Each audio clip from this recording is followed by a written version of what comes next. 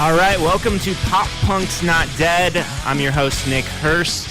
This is the only show, as far as I know, that's playing pop punk at 1 in the morning here in the state of West Virginia. I don't know, there could be more shows out there, but as far as I know, this is the only one. I'm going to kick things off, as I always do, with the Ramones. They're our lead-off batter, the pioneers of pop punk, and here's their song, Pinhead. You have recently seen Blink-182. I did. And tell us about that. Oh, it was great. It was a fantastic show. I think Matt from Alkaline Trio is doing a great job filling in for the crazy Tom DeLonge.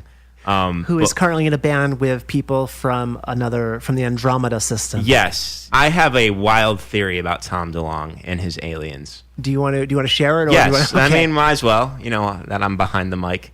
That, the Paul McCartney, back in the day, he died. Paul is dead, yes. Yeah, and they got some guy to fill in. I think that's what happened with Tom DeLonge. I think Tom, though, instead of dying, he was abducted by aliens, and the real Tom is up in a spaceship somewhere, and we got this Tom. That's fronting Angels and Airwaves. Nick Hurst, have you ever had a cicada land on you? What do they look like? They're big with big clear wings. Oh, I did have one on me because I came home from just somewhere. I was outside, yeah, and I was in the mirror and I looked down. I screamed like I was like, "Oh my god, what was that?" And they have bright red eyes. And then I Febrezed him to death. It's the only thing I could find in my bathroom. All right, well, welcome back inside the locker room. That song always gets you fired up. It makes you want to, run around in a hooded sweatshirt and start rapping. It's a very special Weezer Wednesday. Not to say the others weren't special. Anytime Weezer's involved, Nick Hurst, it is special. It is special. The Blue Album, obviously one of Weezer's finest works. A lot of people consider that their best album. They have more songs that never actually made the cut. So, today is Blue Album Deluxe Weezer Wednesday. And I think that's very exciting, Josh. I think that is very special. I think that earned the term a very special Weezer Wednesday. As Radiohead would say, so very special. When does Kevin Costner not make a sports movie? Draft Day was terrible, though, I will say that. Getting off topic. With this ridiculous scenario where they trade back the pick. That's not, no world is that going to happen.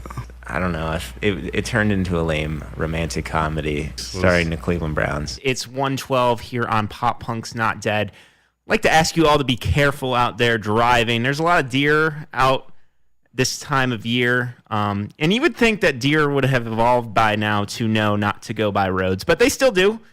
You look and you see them out there just grazing by the side of the road. So be careful and try not to hit them. Probably not allowed to sit where I was sitting at the NCAA tournament. I see the photographer that's with me. He's a big WVU fan. His name's Matt Durrett.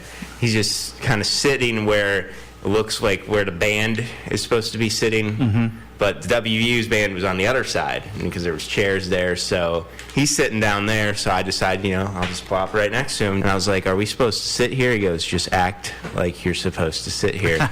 And we saw, behind us, Michigan came sat behind us. I was like, definitely we're not supposed to be here. Trevor Story's on pace to hit 243 home runs. I think he can do it.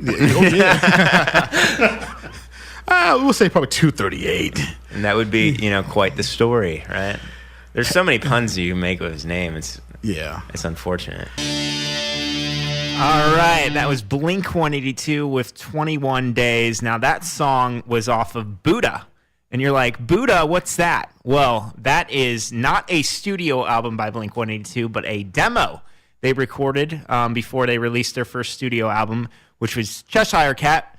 Eventually, a lot of those songs end up becoming Cheshire Cat songs. But yeah, if you were wondering what song was that from Blink-182, that was 21 Days from their demo, which featured Scott Raynor, who was Blink-182's first drummer. And you're like, what? I didn't know they had a different drummer. Yeah, they did. Travis Barker was not always the drummer of Blink-182. You gotta love those lyrics. She sleeps beneath the surface, consulting with the serpents. She strikes without a purpose. I think lyrics we can all relate to if we've had a negative girl experience.